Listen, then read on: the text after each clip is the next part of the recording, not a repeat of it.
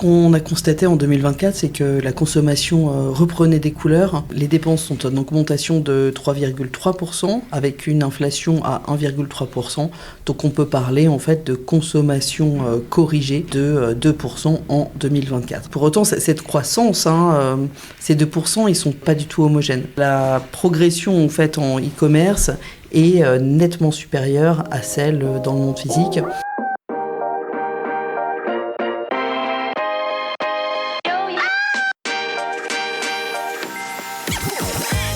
Bonjour et bienvenue parmi les Digital Doers, le podcast qui donne la parole aux décideurs de l'écosystème retail et e-commerce. Depuis 2020, avec mon partenaire, l'événement One-to-One Retail e-commerce qui se tient en mars à Monaco, nous tâchons de vous faire partager les visions et les retours d'expérience des leaders de notre secteur. J'ai le plaisir d'être avec Sonia Mamin, directrice de l'événement. Alors bonjour Sonia, peux-tu nous présenter le One-to-One en quelques mots ? Bonjour Cyril, le One-to-One Retail e-commerce réunit depuis 2011 la communauté des décideurs de l'écosystème à Monaco pendant 3 jours et à huis clos. Le concept est simple, ce sont des rendez-vous business entre prestataires de solutions et les C-level, agrémenté de moments de networking.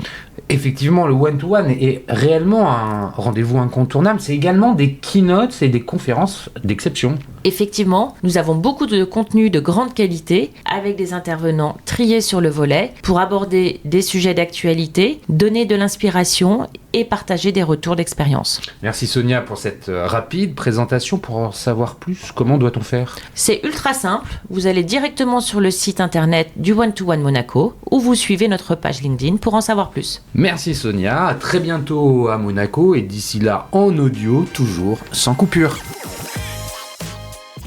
Bienvenue dans cette émission spéciale commerce et consommation entre résilience et transformation.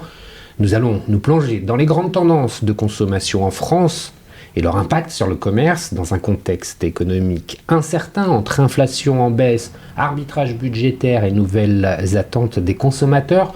Comment les enseignes s'adaptent-elles ? Quelles sont les stratégies gagnantes pour 2025 ? C'est ce que nous allons explorer avec 2 experts incontournables. J'ai en effet le plaisir de recevoir Myriam Dassa, directrice du baromètre Digital and Payments du groupe BPCE.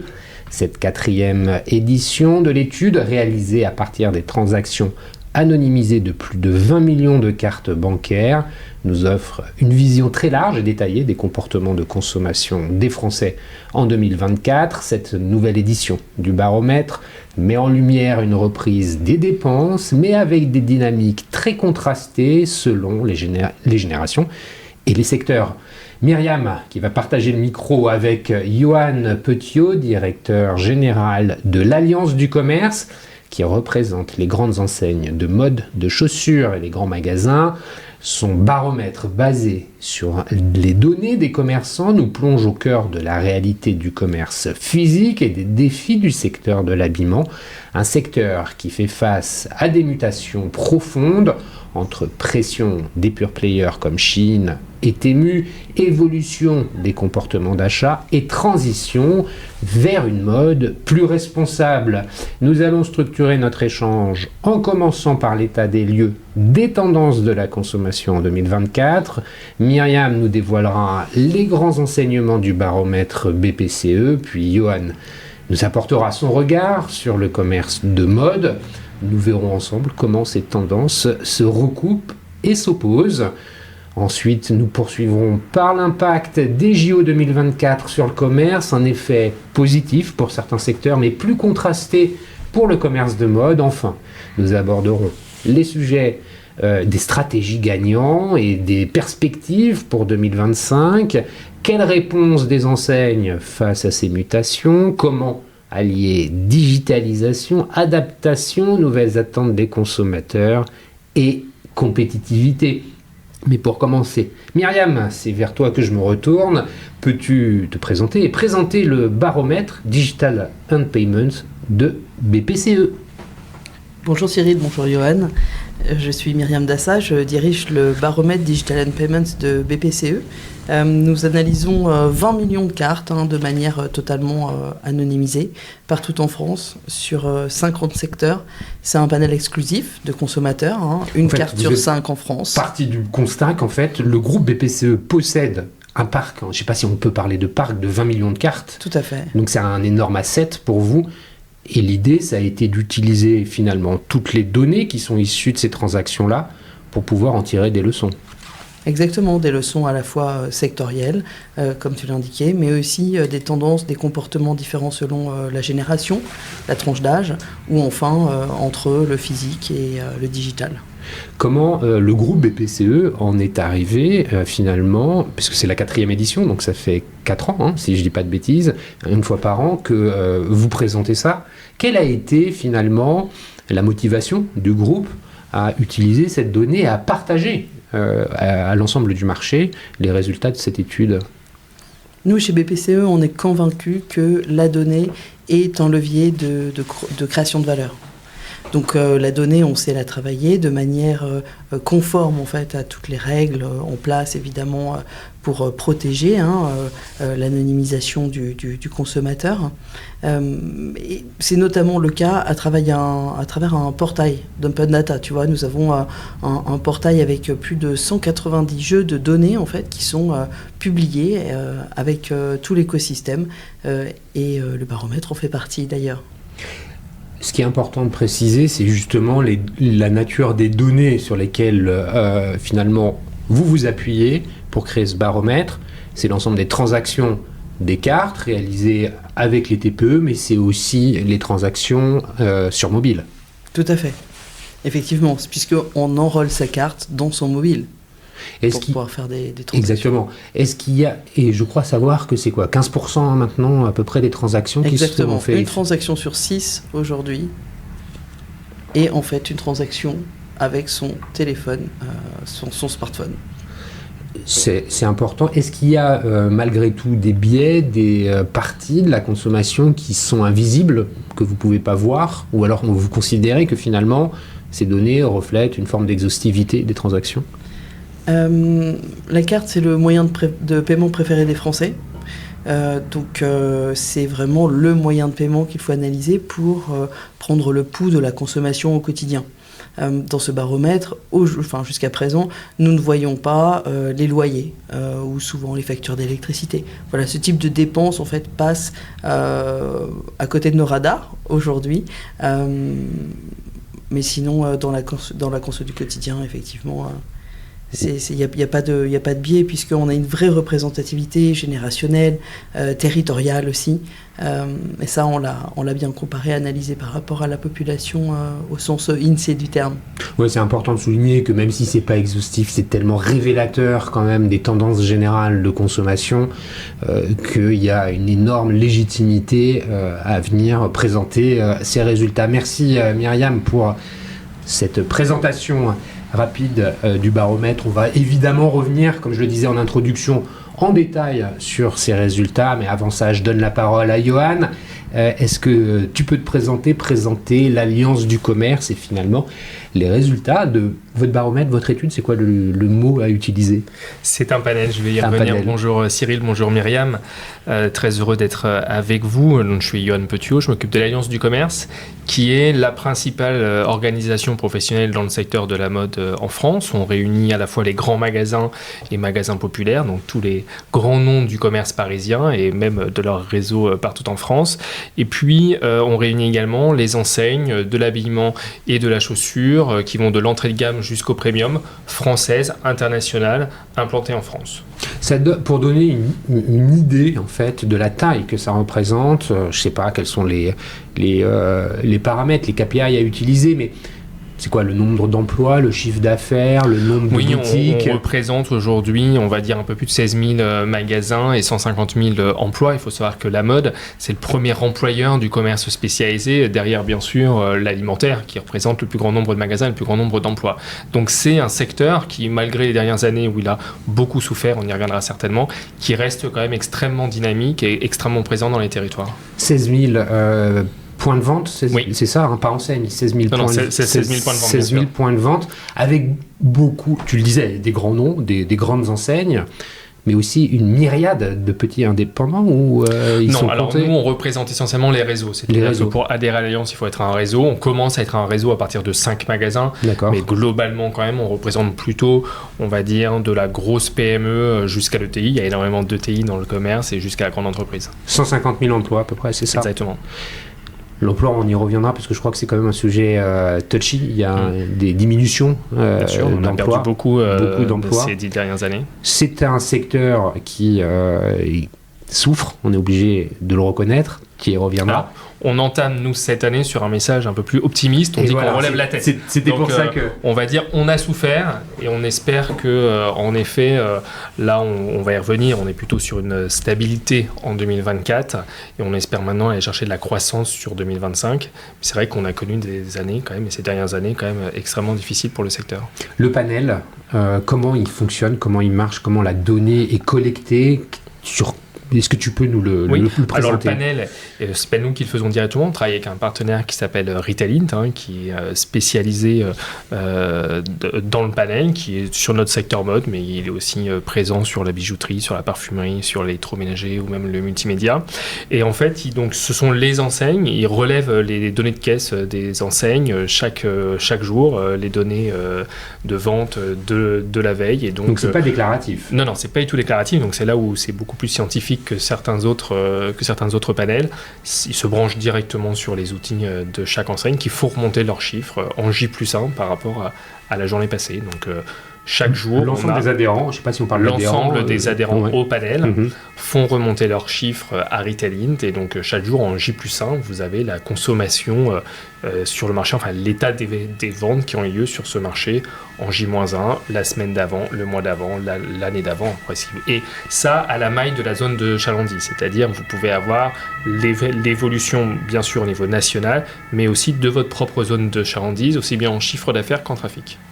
Ce panel, finalement, il vous permet, à l'Alliance du commerce, de porter des messages auprès de vos adhérents ou des membres des 16 000 points de vente que vous représentez. Comment vous l'utilisez? Alors, il permet deux choses. Il permet déjà aux enseignes qui contribuent à ce panel de pouvoir suivre leurs propres performances et de manager leurs performances au niveau national et local au niveau du magasin. C'est extrêmement utile et on a des très très bons retours de tous les dirigeants sur ça. Et nous, en effet, en tant qu'organisation, ça nous permet de mieux comprendre le marché, ses évolutions, ses défis, et en effet de porter une voix plus forte auprès des pouvoirs publics et de toutes les parties prenantes avec qui on interagit. En 2 mots, la mission de l'Alliance du commerce?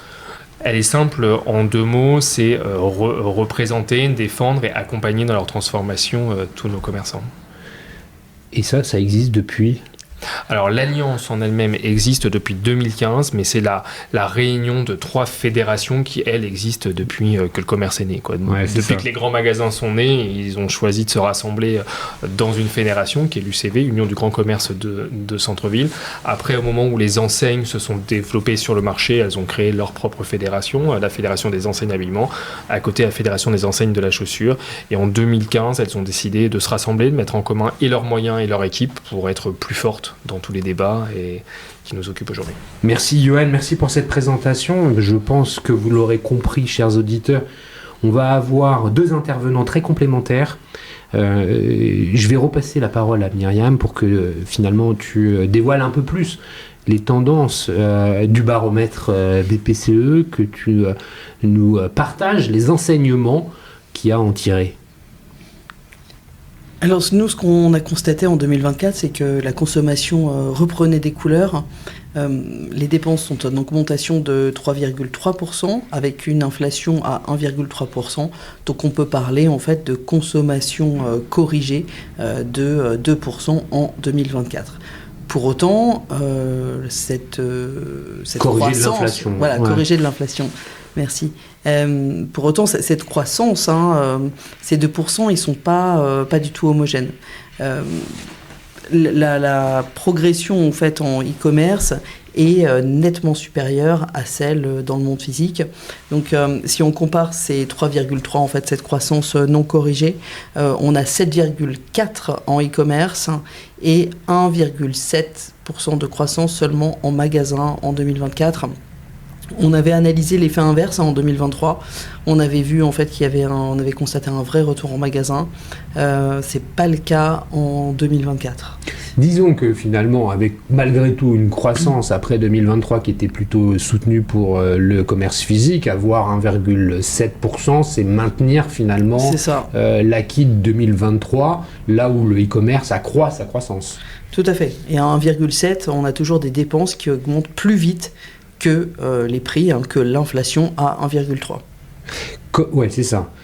Quels sont les secteurs, tu parlais de secteurs, de génération aussi. Moi, ça m'intéresse que tu nous...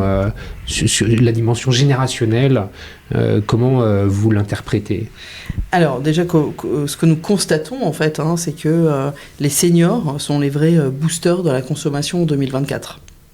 Et ça s'explique comment ? Est-ce que c'est finalement un pouvoir d'achat supérieur de la part de cette génération-là et ou des changements dans les habitudes de consommation ? Finalement, parce que je crois que c'est ce que tu vas nous dire, j'ai un petit peu lu ton étude, que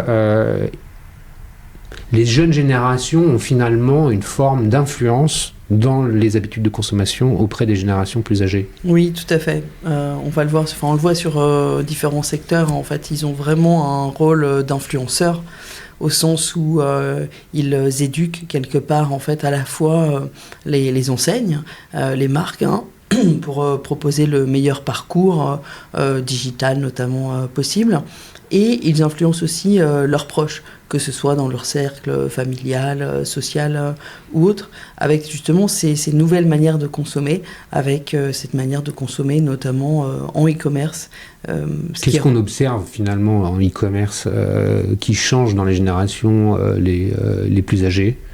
Alors c'est intéressant de voir que y a des secteurs en fait qui sont on va dire traditionnellement plus typés sur la jeunesse. Je pense par exemple à tout ce qui est streaming musical, streaming vidéo. La croissance chez les seniors est beaucoup plus forte que la croissance globale des Français. Alors je te donne quelques chiffres, Cyril. Dans le streaming musical au global, on est à plus 15 pour les Français. Pour les seniors, on est à plus 22%.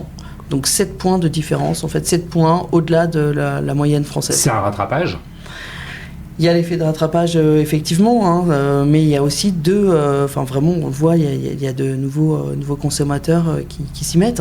Oui, c'est ça. Voilà. Donc ça, on voit ces habitudes de consommation. On reviendra peut-être sur les comportements d'achat. Un petit mot sur les secteurs. Tu le disais, en fait, dans l'introduction du baromètre, il y a pas les mêmes croissances selon les secteurs.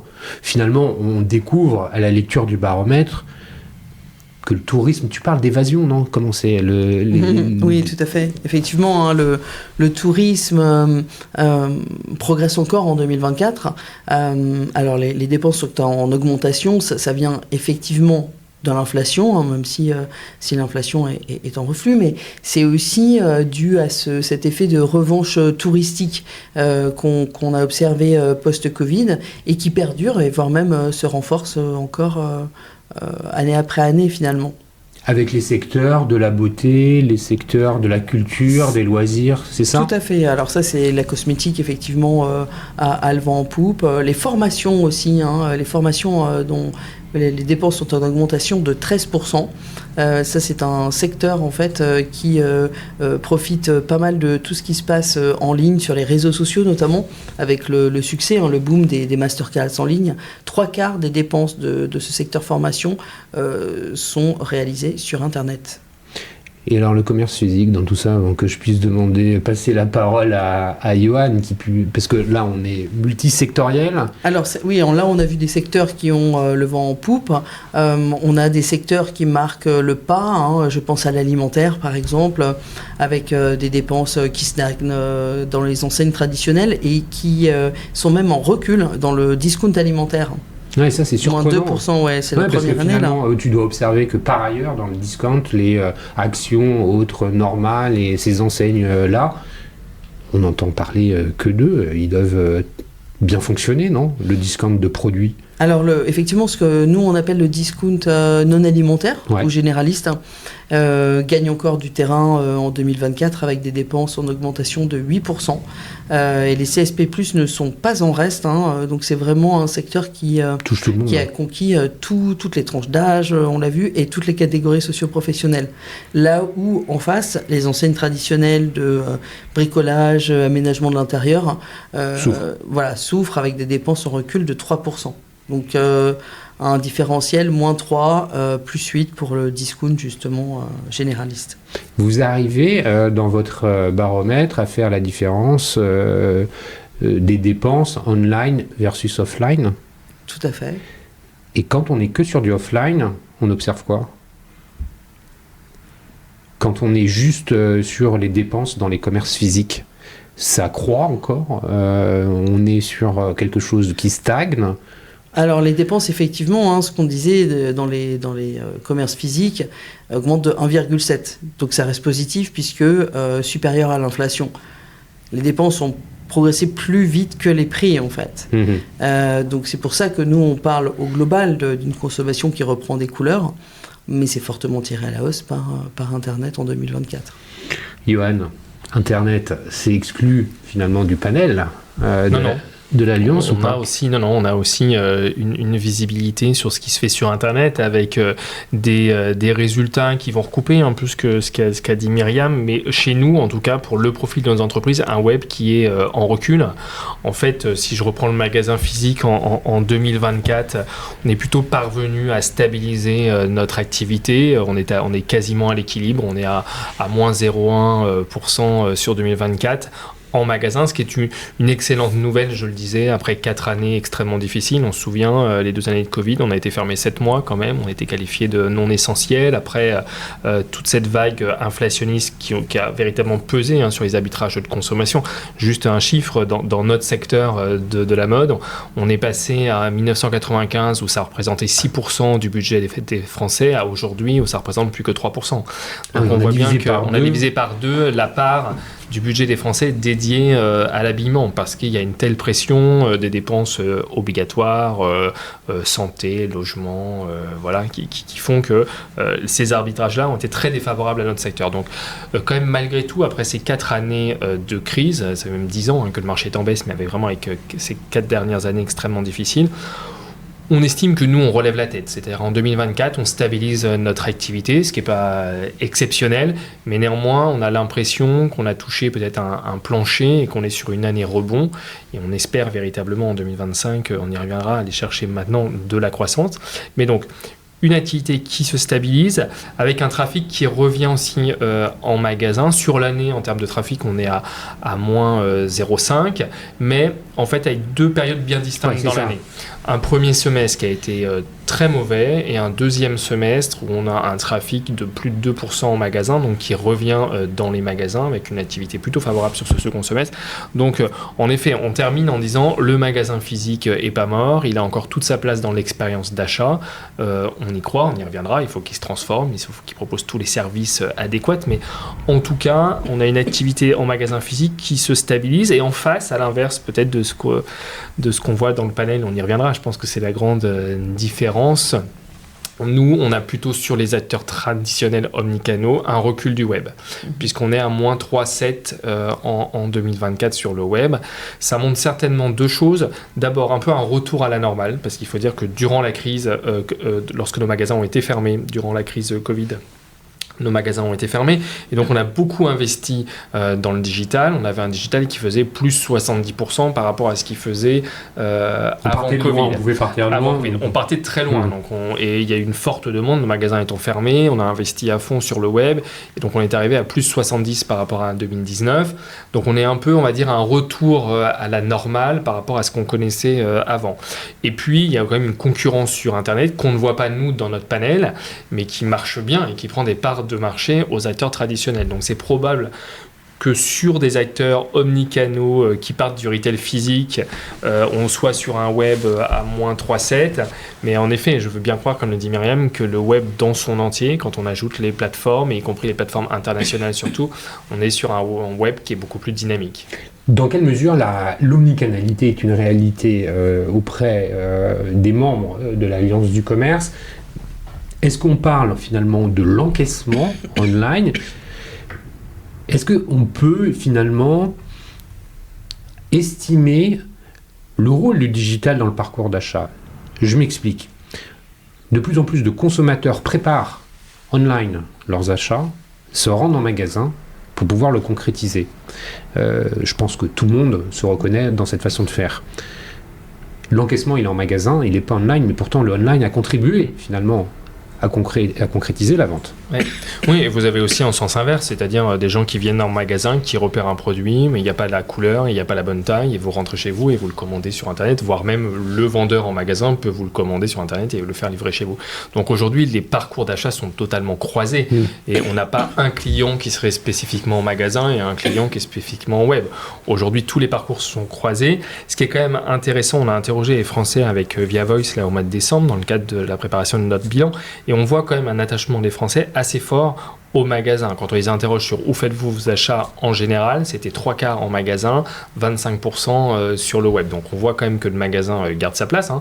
Il faut se le dire, c'est pas la même chose dans tous les autres pays européens. On a des pays au UK où le web est beaucoup plus proche des 40%, dans d'autres pays aussi. Donc on sent qu'en France aujourd'hui, on est aux alentours de 25% de consommation web. Voilà. Ça va certainement croître encore un peu, mais à mon avis, on n'atteindra pas quand même les sommets de d'autres pays. On sent que le magasin garde sa place, une place extrêmement importante. Et quand on parle spécifiquement commerce de mode, c'est 90% des Français qui fréquentent leur commerce de mode, 35% au moins une fois par mois. Donc on voit que la volonté d'aller en magasin, de faire du shopping, de retrouver ce plaisir un peu qu'on avait perdu ces dernières années, on le retrouve et c'est extrêmement bénéfique pour nos activités. Et Myriam, et de ton côté, tu constates la même chose que Johan ? Alors effectivement, au global, on voit que 1 euro sur 4 dans le prêt-à-porter est dépensé sur Internet. C'est la même proportion, hein. Tu parlais de 25%. Ça, c'est le prêt-à-porter dans son ensemble, en fait. On a aussi un secteur le secteur de la fast fashion, et y compris ultra fast fashion, hein, typiquement certaines plateformes chinoises, en fait. Là, pour le coup, la part est vraiment équivalente entre les magasins et l'e-commerce. Alors, on vient vraiment de passer un cap là parce que e-commerce en fait passe même à 51% des dépenses dans la fast fashion et ultra fast fashion. Donc là on parle des Temu Shein, mais aussi des Zara, des H&M, c'est ça ? Tout à fait. Qui eux fonctionnent bien justement. Les enseignements 2024 par rapport à ce point précis, qu'est-ce que vous en tirez plus en détail ? La fast fashion augmente de 20%. Ça, c'est notre analyse en fait en 2024. Donc, c'est tout type de génération. Tout type de CSP. Tout à fait. En fait, on a vu un glissement. Hein. Nous, notre profondeur d'historique, remonte à 2019. Ce qu'on voyait en fait, c'est assez intéressant. Sur la fast fashion, en fait, on a vu un vrai glissement de la tranche d'âge. C'est-à-dire qu'en 2019, en fait, on va dire que les moins de 35 ans, ça faisait 50% des dépenses. Là, en 2024, typiquement, on passe à 40-41%, en fait. Donc, on voit que c'est un marché qui explose. Et pour autant, ce qu'on appelle les trendsetters, ceux qui ont initié la tendance, en fait, ont influencé les générations moins jeunes en fait à consommer et donc aujourd'hui en fait c'est bien toute tranche d'âge confondue. La croissance online elle est tirée par ça aussi. Quand tu parles tout à l'heure j'ai oublié le chiffre que tu nous as donné sur la croissance du e-commerce. 7,4. Voilà, 7,4. C'est tiré par des acteurs comme ceux-là ? Oui, bien sûr.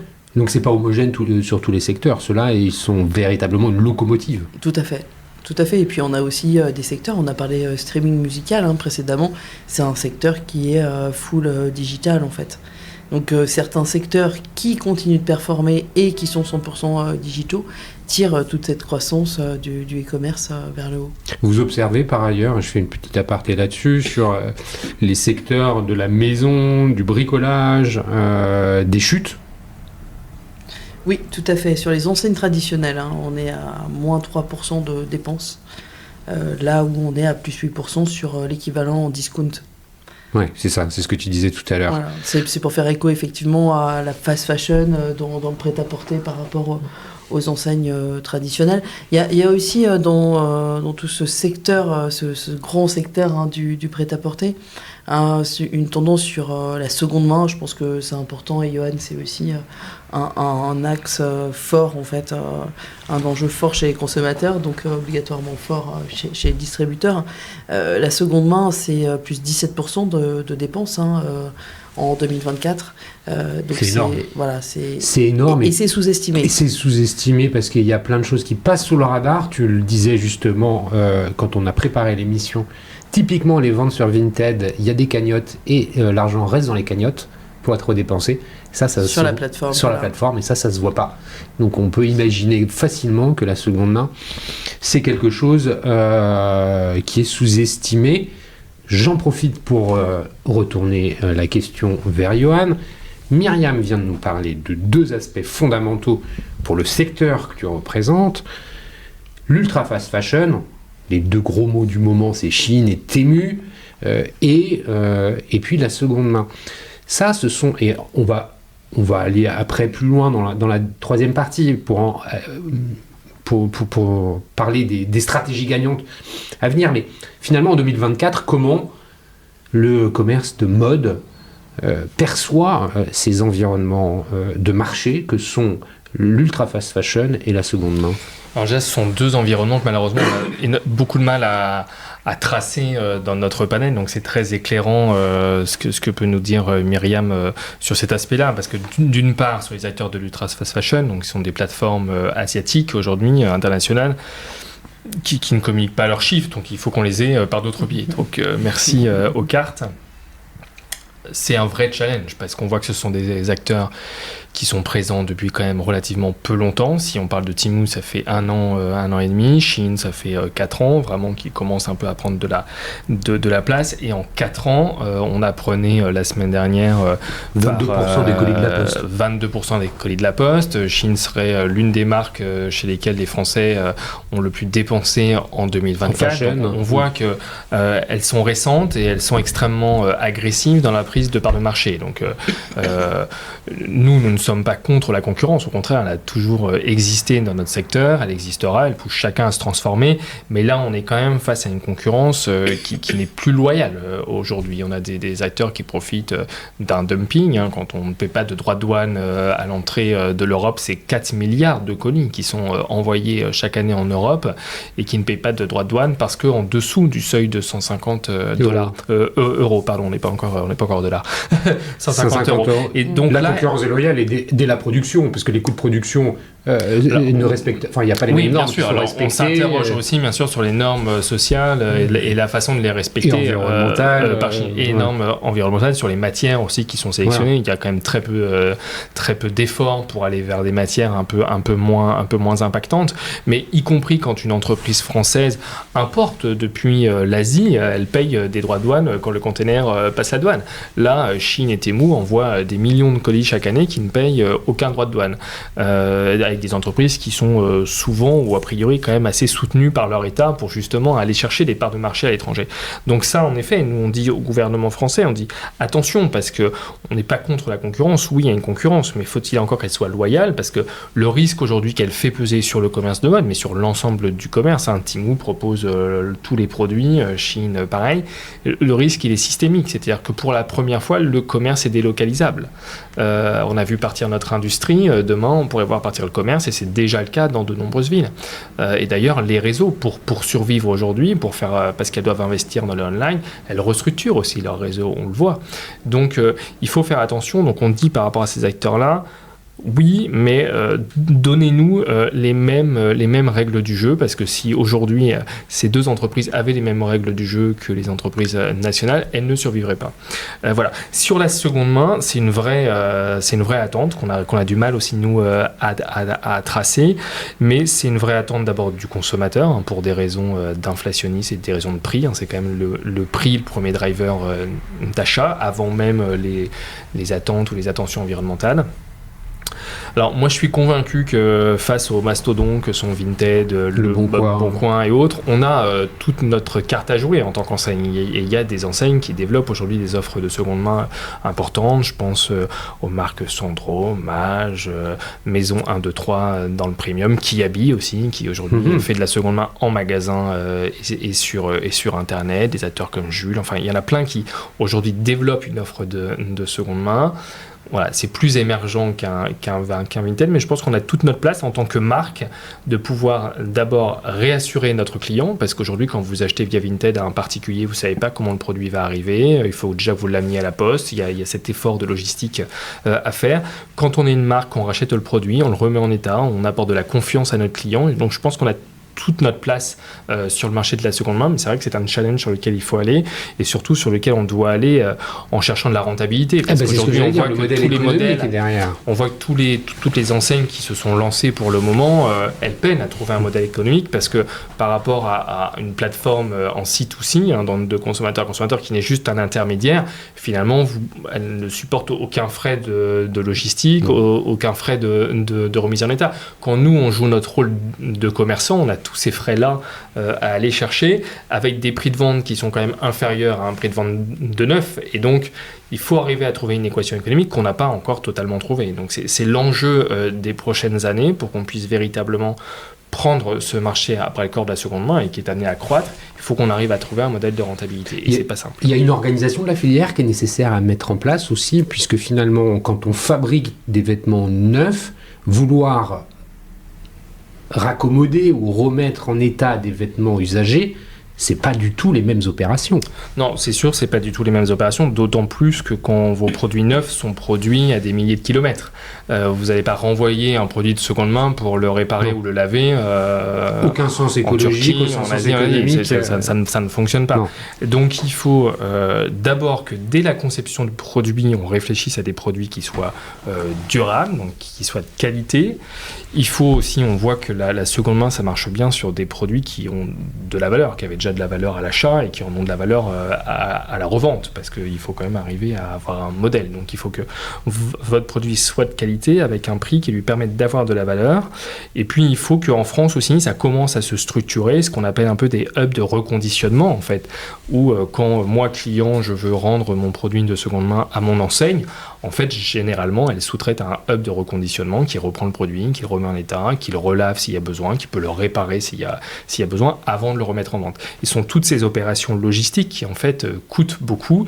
Et donc, il faut qu'on industrialise ces process. Plus il y aura de volume et plus on arrivera à écraser un peu les coûts. Donc voilà, pour aller chercher de la rentabilité. Mais c'est quand même pas simple sur des produits qui ont moins de valeur que des produits de première main. En termes de valeur, il y a un événement qu'on a eu, c'est les JO. Myriam, comment vous avez analysé cet événement-là? Qui sont les gagnants? Qui sont les perdants? Je poserai la question à Johan après. Alors au sens économique du terme, j'imagine, pas au sens médaille. Sur ces JO, nous on a vu une vraie manne touristique, vraiment un afflux de touristes supplémentaires par rapport aux années précédentes. C'est qui les touristes qui viennent le plus dépenser en France? Traditionnellement, les pays limitrophes sont les plus nombreux. Les Américains, les Chinois et autres. On a vu des nationalités qu'on a moins l'habitude de voir peut-être. Les Turcs étaient en augmentation de 40%, beaucoup plus de Brésiliens, de Colombiens sur cette même tendance, plus 40%, tu vois. Je pense que c'est ça en fait qu'il faut retenir, c'est qu'il y a eu un vrai succès en fait sur la scène internationale. Après, Déjà sur l'aspect touristique, on va voir ce que ça donne dans les prochaines années, puisque ce sont les années qui suivent l'événement, normalement, sur lesquelles on doit constater justement ces retombées économiques. On l'a un petit peu constaté, l'INSEE a publié la semaine dernière les résultats de la croissance française en disant qu'elle était finalement en négative sur le dernier trimestre, expliquant que c'est par un effet de comparaison au troisième trimestre et que le troisième trimestre avait finalement bénéficié de l'effet JO, donc par effet de comparaison avoir moins 0,1% au quatrième trimestre, c'était un retour entre guillemets à la normale. Les secteurs qui en ont bénéficié le plus, c'est quoi, l'hôtellerie, la restauration? Est-ce que c'est finalement concentré à Paris? Est-ce qu'il y a eu un effet halo sur l'ensemble du territoire? Dans la mesure où Paris est déjà la première destination touristique du monde, ça s'est surtout fait sentir aux abords des stades. Nous on l'a vu, il y avait des dépenses en augmentation dans les restaurants, mais ça a été très ciblé autour des endroits où il y avait des épreuves. Et d'ailleurs, cette consommation dans les restaurants, elle est assez stagnante en fait en 2024. Et nous, on pense même qu'elle a été vraiment tirée à la hausse, en tout cas maintenue grâce à Paris 2024. Au global, les dépenses dans la restauration, c'est plus 3%, et plus 5% dans la restauration rapide. Ça comprend à la fois tout ce qui est fast-food, mais street food, snacking. Voilà, donc... c'est eux les acteurs qui ont le mieux tiré leur épingle du jeu. L'hôtellerie, qu'est-ce que ça a donné? C'est ça. Alors, l'hôtellerie, en fait, nous, on a du mal à voir les dépenses des touristes étrangers quand ils préparent leur voyage avant de venir. Donc, on voit quand ils sont là, grâce à nos commerçants, en fait, avec leurs terminaux de paiement dans le monde physique. Donc c'est en ça où on a vu vraiment cet afflux de touristes supplémentaires. Et c'est aussi des touristes français qui voyagent de plus en plus avec des transactions en augmentation de 7%. Tu vois, sur tout ce qui est plateforme de voyage, hôtel, compagnie aérienne. Donc Paris 2024 aussi a dynamisé en fait. On n'est pas tous restés chez nous en fait pour regarder les JO. En tout cas, on a voulu bouger, peut-être même venir à Paris et aussi voyager à l'étranger. Les touristes français à l'étranger sont en augmentation de 4% en 2024. Donc tout à l'heure, on parlait de revanche touristique. Je pense que les chiffres parlent d'eux-mêmes, effectivement. Merci pour ces éléments d'analyse et de compréhension. Je me tourne vers toi, Johan. Forcément, pour qui est parisien, on vit à Paris ou est passé à Paris, on a vu les contraintes de déplacement qu'on a un peu subies dans la capitale. On a entendu beaucoup les commerçants pointer les effets négatifs des barrières qu'il pouvait y avoir, du géobashing qui a eu aussi. J'ai fait partie de ces Parisiens qui ont voulu prendre la tangente pour éviter le capharnaüm dans la ville. Finalement, les JO ont été une réussite. Je crois qu'on est tous unanimes sur ça.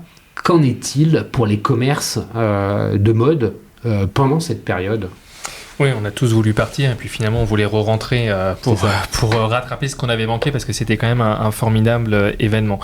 Comme l'a dit Myriam, il y a eu beaucoup de touristes, on les a vus, ils ne sont pas rentrés forcément dans nos magasins, c'est certain. Nous on a senti un très fort ralentissement du tourisme en fait dès le début du mois de juin, c'est-à-dire dès le début des premières installations dans Paris, à la fois une baisse du tourisme d'affaires, du tourisme de loisirs qui savait que Paris déjà allait se transformer, donc tous les tours opérateurs avaient limiter leur venue. Les franciliens ne venaient plus à Paris parce que ça devenait extrêmement difficile de se déplacer. Donc en fait, entre le mois de juin et fin septembre, on a véritablement observé une baisse de la croissance d'activité sur Paris. En gros, il y a un retard d'activité de 10 points entre Paris et le reste de la France sur cette période entre juin et septembre, avec des acteurs qui sont allés jusqu'à moins 20 durant les périodes des JO au plus fort de l'événement. Donc extrêmement marquant pour beaucoup d'acteurs qui étaient un peu stressés au début du mois de septembre. À la fin de l'année, ça allait mieux, parce qu'on a eu quand même un véritable rebond. On a senti un rebond sur Paris, en tout cas du mois d'octobre jusqu'à décembre. On faisait mieux que le reste de l'activité au national. C'était plus 7 points de croissance entre Paris et le national sur ce dernier trimestre. Donc on voit bien un rebond du tourisme, une facilité de se déplacer qui est revenue à Paris. Donc oui, aujourd'hui on est plutôt optimiste que cet événement a donné quand même une image formidable de Paris, et donc on espère beaucoup sur le tourisme en 2025. Il y a eu beaucoup d'Américains sur cette fin d'année, avec des pouvoirs d'achat qui sont importants. Donc on est plutôt optimiste sur le volet touristique pour 2025. J'ouvre une parenthèse parce qu'en fait, on en a parlé avant qu'on enregistre, et qui est une réalité du commerce de mode, c'est la sensibilité à la météo. Le troisième trimestre a été quelque peu pluvieux, et on sait qu'une mauvaise météo en hiver, ça va venir aider les commerces de mode. Tu confirmes que c'est aussi un élément conjoncturel qui est venu dynamiser l'activité, ou c'est une fausse interprétation ? Non, ça l'a dynamisé. En fait, tout dépend quand il pleut. Il faut qu'il pleuve au bon moment. Et il a plu au bon moment dès le début du mois de septembre. On a eu un automne très précoce, finalement, par rapport à l'année passée où il avait fait 35 degrés jusqu'à la moitié du mois d'octobre. Donc, en effet, ça a très fortement poussé sur le mois de septembre. On a fait plus 24% d'activité au mois de septembre. Donc, ça a poussé notre collection automne-hiver. À l'inverse, on avait eu un premier semestre extrêmement compliqué, car extrêmement pluvieux, un printemps très peu ensoleillé. Donc là, on a vraiment eu une activité en recul. C'est pas nouveau que la mode est très climato-sensible, on va dire. Mais ça pousse quand même les enseignes à une agilité d'autant plus forte dans leur approvisionnement. C'est-à-dire, attention à ne pas acheter trop en début de saison, parce que vous ne saurez pas, et de moins en moins, ce que la saison va donner. Donc, il faut garder une capacité de réassort et d'agilité en cours de saison pour justement faire face à tous ces effets de conjoncture qu'on ne maîtrise pas, mais qui peuvent influer fortement sur votre activité en plein cours de la collection. C'est sûr que le streaming n'est pas sujet à ces mêmes conditions météo. Myriam, dans le rapport, si je l'ai bien lu, il y a 7 recommandations qui sont rédigées, détaillées, justifiées sur finalement les actions que les commerçants peuvent mettre en œuvre en 2025. C'est la 3e partie de notre conversation. Est-ce que tu peux nous les présenter ? Je ne sais pas si tu veux en faire une liste, mais dis-moi au moins les grandes recommandations. Oui, cette stratégie qui ont marqué des points en 2024. Voilà, c'est comme ça vraiment que je l'indiquerai. La 7e va vous surprendre. Voilà, ça c'était pour le petit clin d'œil. Le petit clin d'œil, ceux qui ont la ref. Oui, on peut les passer en revue. Je pense qu'on en a déjà parlé finalement en filigrane tous les trois là jusqu'ici. Déjà l'offre discount. On voit que ce côté promotion est un vrai facteur clé, un déclenchement de l'acte d'achat. Le prix, on en a parlé, t'en parlais. Il y a le discount et la promotion. Alors là, je vais dire, le discount, c'est la promotion au global, et certains magasins en font leur cœur de métier, les discounters.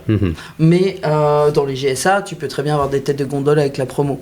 Donc la promo, c'est pour ça que je parle du discount, mais de la promo en général, au global, la promo, c'est la bonne affaire. Je pense que c'est aussi un des drivers, un des facteurs importants dans la seconde main. Moi, alors je traverse, j'habite Paris, je traverse quelques terrasses, le nombre de fois, mais je l'ai eu sur Vinted. Voilà, il y a une fierté aussi à trouver en fait au meilleur prix. Voilà, la promo, la bonne affaire. D'accord, donc ça c'est une stratégie forte. Je pense que les commerçants qui s'en sont mieux tirés en 2024 ont mis en œuvre. Après, il y a les prix en eux-mêmes.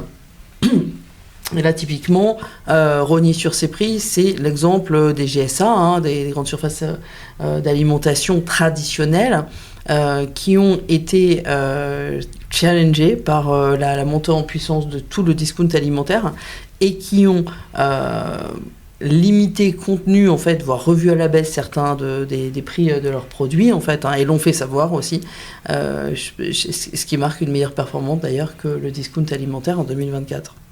Donc la sensibilité au prix qui est là et qui est toujours là avec les promotions. Donc il y a les promos, effectivement, les prix en eux-mêmes, l'e-commerce aussi, qui est un canal pour faire valoir ses prix. C'est plus facile de comparer différents produits de son canapé que de se remonter à tout le boulevard je ne sais lequel, mais voilà, il y a aussi une praticité en fait dans l'e-commerce. Ça existe encore des commerçants qui ne proposent pas de e-commerce. Ouais, ok, 3 petits points. Pas chez nous. Pas chez nous. Non, maintenant ils sont tous après, il faut être bon. En ligne. Mais aujourd'hui, c'est ça, en fait. Parce que quand tout le monde est sur Internet, sinon c'est que vous n'avez pas compris. C'est l'aspect sans couture, finalement, de l'omnicanalité qui est gage de stratégie gagnante. Pouvoir avoir ce parcours d'achat très fluide entre le monde physique et le monde digital. Oui, tout à fait. Une vitrine web aujourd'hui, c'est le minimum. Et après, effectivement, aller vers du transactionnel le plus rapidement possible, effectivement. Les stratégies gagnantes dans le commerce physique, finalement, sur la base de ce qui s'est fait en 2024, de la stabilité, malgré une année coupée en deux, tu l'as dit, Johan, avec un premier semestre qui était quand même largement plus difficile, un second qui s'est révélé être bien meilleur, avec en transition des deux ces JO qui ont eu un impact. Myriam le disait, effectivement, toi aussi tu le soulignais, l'omnicanalité est un point, mais c'est quoi la suite ? C'est quoi en 2025 plus que des promotions ou plus que de la seconde main ? La promotion quand même reste, enfin le prix. On sait que nous, c'est le premier critère d'achat. C'était encore ce qu'on a vu dans notre enquête du mois de décembre. Ça reste le premier critère d'achat et de loin pour les clients. On estime, nous, qu'en moyenne, c'est 44% des volumes qui sont vendus en promotion sur toute l'année. Donc, on n'est même plus... la promotion, c'est pas simplement le mois de janvier pour les soldes ou même le Black Friday au mois de novembre. C'est toute l'année, on estime qu'il y a 44% des volumes qui sont vendus en promotion. Donc, c'est extrêmement important, avec des phases promotionnelles qui ont pris de l'importance. On parlait du Black Friday, aujourd'hui c'est autant que les soldes en termes de promotion, donc ça reste très très fort. Et on l'a vu sur 2024, ce qui a vraiment tiré le marché, c'est des produits dits grand public, pour nous, donc de l'entrée de gamme et du mass market, qui étaient à environ plus 1%, alors que les produits premium sont plutôt en recul de moins 2. Donc on voit quand même cette sensibilité au prix dans une phase inflationniste, même si l'inflation décélère, ça reste quand même extrêmement Je me permets de faire une petite coupure dans ta réponse, excuse-moi Johan, mais Myriam, sur le premium, vous vous faites le même constat sur le premium, le luxe, une baisse Oui, alors le premium pour autant est une stratégie gagnante en 2024 si on pense voyage tourisme. Dans ce secteur en fait qui a plutôt le vent en poupe, le tourisme, on l'a vu, je vais prendre l'exemple des villages vacances. Typiquement, les dépenses elles sont en hausse de 9%, ok, mais de 13% pour les CSP+. Qu'est-ce qu'il y a en fait derrière ces 4 points qui font la différence des CSP+?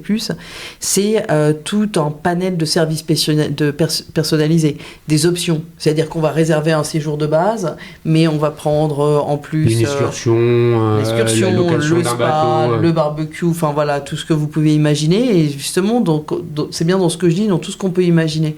Donc en fait, il y a ce côté, je prends certes une offre, je vais aller challenger peut-être une offre basique, mais je vais aller rajouter stratégie d'upsell pour le commerçant.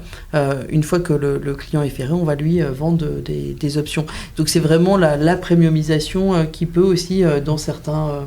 Non mais c'est intéressant finalement parce que Johan, ce qu'on observe, c'est qu'il y a peut-être un glissement des habitudes de consommation. Le premium est toujours finalement plébiscité, mais peut-être plus de la même façon pour les vêtements et davantage pour les services. Oui, c'est certain. Et puis, on a quand même un premium qui a eu tendance à augmenter ses prix, un peu comme le luxe ces dernières années. Or, on voit quand même à la fois les marchés à l'export se sont restreints, on va dire. L'Asie, pour beaucoup de marques, y compris françaises, premium, exportent énormément. Donc quand les pays étrangers freinent, ça a un impact sur les entreprises, et y compris en France. C'est-à-dire si les prix augmentent sans que la qualité soit au rendez-vous, sans qu'on apporte quelque chose en plus à notre client, en effet, le client peut choisir de dépenser, d'arbitrer et de dépenser dans les loisirs ou dans d'autres formes de consommation. Donc il faut quand même, et d'ailleurs c'est marrant parce que quand on interroge aussi les clients, ce qu'ils font ressortir et ce qu'ils attendent d'un commerce, c'est le rapport qualité-prix. C'est ça le premier indicateur. Donc on voit bien qu'il faut quand même que si votre prix augmente, il faut que votre produit ait de la valeur et dise quelque chose. Donc c'est ça, c'est ce rapport qualité-prix qu'il faut arriver à conserver. Bon, moi je dirais ce qu'il faut pour essayer de s'en sortir dans un monde où de toute façon il y a une course au petit prix et il y aura toujours meilleur que vous sur le petit prix. Aujourd'hui, il faut arriver peut-être à revenir au basique, c'est-à-dire déjà dans le magasin à avoir le bon produit au bon moment, le bon service en magasin, et reparler aussi de notre produit. Il faut qu'on revalorise notre produit, parce que si on ne parle que du prix, il faut parler du prix parce que le consommateur en veut, mais on n'est pas seul à parler du prix. Et malheureusement, dans cette course-là, on risque de perdre. Donc il faut arriver à se différencier par le produit, par son style, et peut-être que dans un moment où la mode, il y avait aussi énormément d'acteurs, il y avait une forme d'uniformisation de tous les acteurs, il faut que chacun retrouve un peu ce qui fait son ADN, son aspérité, pour arriver à sortir du lot face à quand même une offre qui reste extrêmement importante sur le marché. Et je rebondis sur ce que tu dis, finalement le point de vente c'est aussi un lieu d'expérience. Est-ce que les magasins, les enseignes de mode doivent réinventer un peu le concept? Et je vais illustrer mon propos par quelque chose que j'ai moi-même observé en tant que consommateur, et peut-être vous-même l'avez fait à Paris. En face du Montmarché, il y a un Zara Home. Chez Zara Home, on achète évidemment des produits pour la maison, mais aussi des vêtements, et finalement, on se promène dans quelque chose qui ressemble à rien d'autre. Et tu aurais pu ajouter, on y prend aussi un café. Et on y prend un café, exactement. Donc c'est aussi un lieu social où on peut juste entrer, se promener, s'arrêter pour passer un moment, prendre un café. Oui, c'est en tout cas une forme d'expérience qui fonctionne quand on a une superficie quand même qui le permet, parce qu'il faut quand même accueillir tous ces espaces. Mais oui, il faut... J'aurais pu citer Cézanne, hein. Oui, alors elle a quand même assez peu d'implantation physique encore, Cézanne. Ça reste quand même un modèle essentiellement online, mais qui arrive à créer une communauté, en fait, c'est ça. Quand tu vois la queue dans la rue des clientes qui patientent pour rentrer dans les appartements, bien sûr. Ils appellent pas ça des magasins, mais des appartements. Non, ce que je veux dire par là, c'est qu'il y a cette recherche de concepts un peu novateurs dans la façon de faire vivre l'expérience en magasin.